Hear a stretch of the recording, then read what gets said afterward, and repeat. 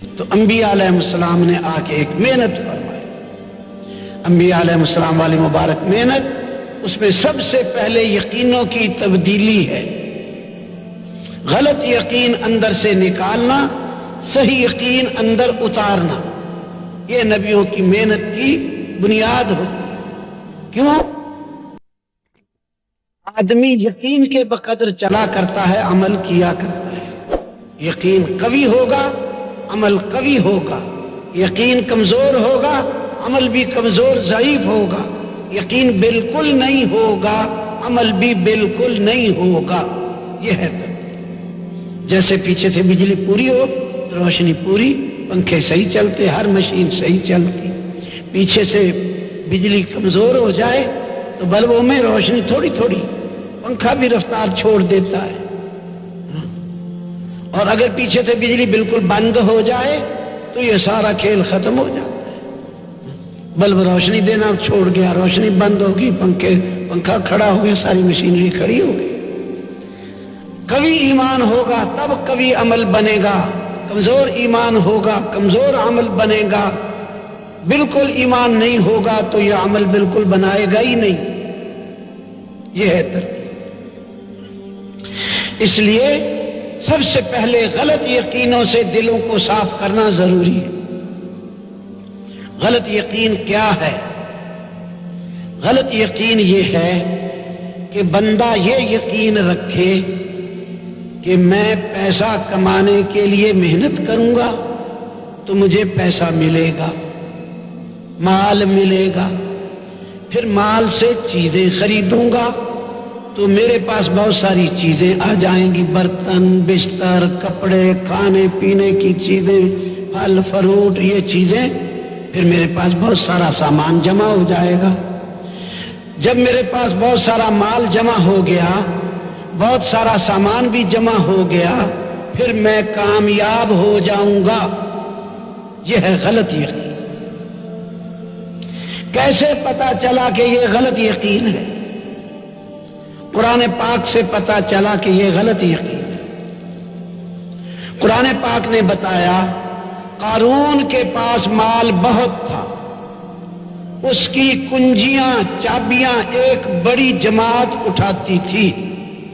ما ان مفاتحہ لتنوء بالعصبۃ اولي القوہ، بڑی قوت والی جماعت متعین تھی اس کی چابیوں کو سنبھالنا، اٹھانے کے لیے. تو اسی قرآن نے بتایا کہ قارون کو مال میں کامیابی نہیں ملی. فخسفنا به وبداره الارض، ہم نے زمین میں دھنسا دیا. ایک دن اپنی زینت دکھانے کے لیے نکلا.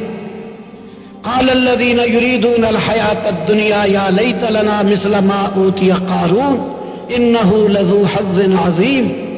دنیا کے طلبگار، دنیا کے یقین والے، چیزوں کے یقین والے بول اٹھے، اے کاش ہمارے پاس بھی قارون جیسا ہوتا، یہ تو بڑے نصیبے والا،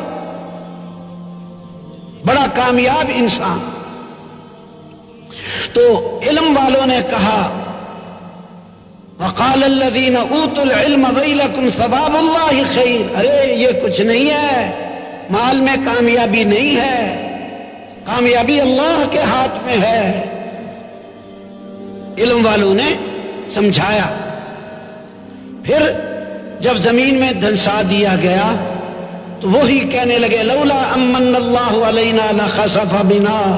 ارے اچھے رہے ہم قارون جیسے نہیں ہوئے، اللہ نے ہمارے اوپر فضل فرما دیا.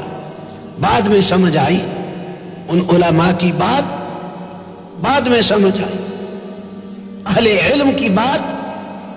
جب وہ فرعون، جب وہ قارون برباد ہوا، پھر عقل آئی کہ ہائے ہائے واقعی بھائی بات تو یوں ہی تھی جو علماء کہتے تھے. اسی قرآن نے بتایا فرعون کے پاس بہت بڑی حکومت تھی، ملک تھا. وہ کہتا تھا الیس لی ملک مصر وہذہ الانہار، یہ ملک مصر میرا نہیں اور یہ نہریں میری نہیں ہیں، میرا ملک، میری نہریں، میرے باغات. تو اسی قرآن نے بتایا کہ اسی کے ملک میں اسی کی نہروں میں غوطے کھا کھا کے فرعون اور فرعونی قوم چوہوں کی موت غرقاب کر دی گئی.